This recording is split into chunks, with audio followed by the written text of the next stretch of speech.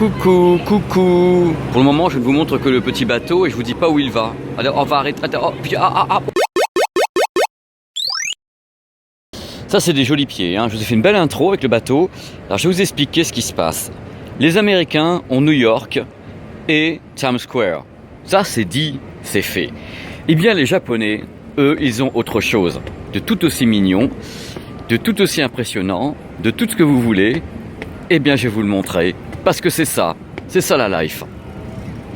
Je fais durer le suspense, regardez comment je sais bien faire durer le suspense. Oh là là, mais comment il est fort pour faire durer le suspense.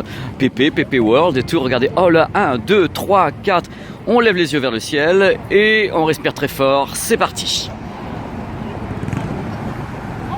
Voici Osaka, au plus haut des cieux. Et croyez-moi, c'est pas un vain mot. On va s'approcher de là-bas, vous allez voir, c'est juste à tomber par terre. Ce moment où tu te disais que dans le monde, il y avait des choses à voir extraordinaires et que tu n'avais pas encore tout vu, tu arrives à Osaka. Osaka, c'est presque dans la banlieue de Kyoto, puisqu'en effet, on met 25 minutes pour aller de Kyoto à Osaka. Et Osaka, globalement, la ville n'est pas tombée par terre, c'est moins qu'on puisse dire. J'y suis venu plusieurs fois, mais il y a ça. Et ça, croyez-moi, quand vous êtes devant, vous vous dites non mais c'est juste pas possible. C'est Times Square, en fin de compte, c'est le Times Square ici japonais. Il n'y a pas un seul autre endroit au Japon qui ressemble à cela. Et quand je parle d'autre endroit, je parle d'un endroit où il y a en bas de l'eau, donc water, où il y a donc des canaux et où il y a tout ce décor qui est autour. C'est le cas de le dire, ils ont créé un décor. On passe par les canaux, il y a des petits bateaux qui passent, je vous ai montré au début de la vidéo. Et on peut ainsi visiter la seule portion, si je puis dire, d'Osaka qui est juste à couper le souffle. Vous avez l'image devant vous. Je crois que ça se passe presque de commentaires, c'est juste ahurissant. On va juste aller un petit peu plus loin pour vous montrer d'autres choses sur PP World. Bon, regardez pas vous-même, c'est son et lumière. Le bateau, tout le monde est content, tout le monde fait coucou parce que quand même en face, quand je venais ici, quand j'étais un peu plus jeune, je pensais que c'était Superman qui était en face. Non, pardon, mais je me suis trompé en fin de compte, c'est pas du tout Superman. Et là, il y avait une marche. Voilà, on le fait en direct parce que c'est ça la live, c'est de faire des trucs en direct et dire voilà, je vous fais découvrir les choses, vous êtes avec moi, je vous tiens par la main ici à Osaka. Regardez un peu comment ça arrache quand même, c'est merveilleux, non ? Donc entre Gotham City et Osaka, mon cœur balance. Et là, on a vraiment un mélange des deux, puisque l'ambiance est quand même assez incroyable.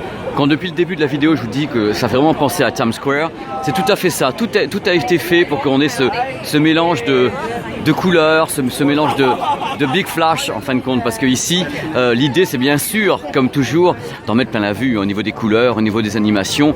Et c'est vraiment très, très réussi. C'est une belle alchimie.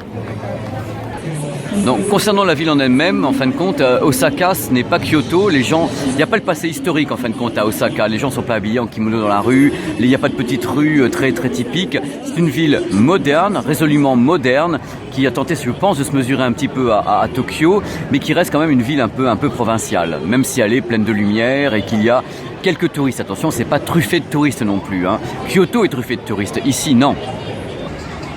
Première chose à savoir concernant Osaka, une grande vie nocturne avec beaucoup de DJ, beaucoup de boîtes de nuit. C'est vraiment un endroit assez ludique globalement puisque il y a des sortes de routes fêtes foraines partout, il y a des animations. Regardez un petit peu cette chose-là. On en met plein la vue. En fin de compte, on en met plein la vue avec une sorte de débauche tout de même. Hein. Il y a beaucoup de cinéma géant, il y a beaucoup de trucs comme ça. C'est une ville vraiment agréable. Hein. Ça, c'est le moins qu'on puisse dire. On a envie d'y rester juste 24 heures pour voir uniquement cette partie-là, parce que le reste de la ville est quand même assez morne. Il ressemble à d'autres villes japonaises, voire asiatiques. Mais là, cette portion, en fin de compte, avec ce canal, fait toute la différence avec pas mal d'autres villes que j'ai pu visiter. Bon voilà, globalement, vous avez donc vu un petit peu Osaka. Alors le truc, je peux pas lui donner une note de 20 sur 20 une ville comme ça. Le truc, c'est que quelque part, on a toujours un peu l'impression, comme il y a du bruit, de la musique, des éclairages comme ça, que c'est surfait. Et qu'on a essayé de jouer un petit peu, même si c'est le Japon, c'est un petit côté Las Vegas quand même, avec les lumières, les gens dans la rue, ça danse, ça boit. Donc c'était un peu atypique concernant l'ambiance japonaise. Donc de ce côté, ça me fait bien marrer, mais c'est vrai que cette partie-là, qui est derrière moi, il faut le voir pour le croire. C'est juste gigantesque. Mais sorti de cette zone, le reste d'Osaka est, comme je l'ai dit dans la vidéo, assez classique. Enfin, si vous avez la possibilité de passer 24 heures ici, vous n'allez pas le regretter non plus. Hein. Allez, adios, et je vous laisse avec tous les éclairages de partout, de machin, de Osaka et les DJ qui sont derrière en plus, en train de foutre leur zone. Hein. Allez, ciao les enfants!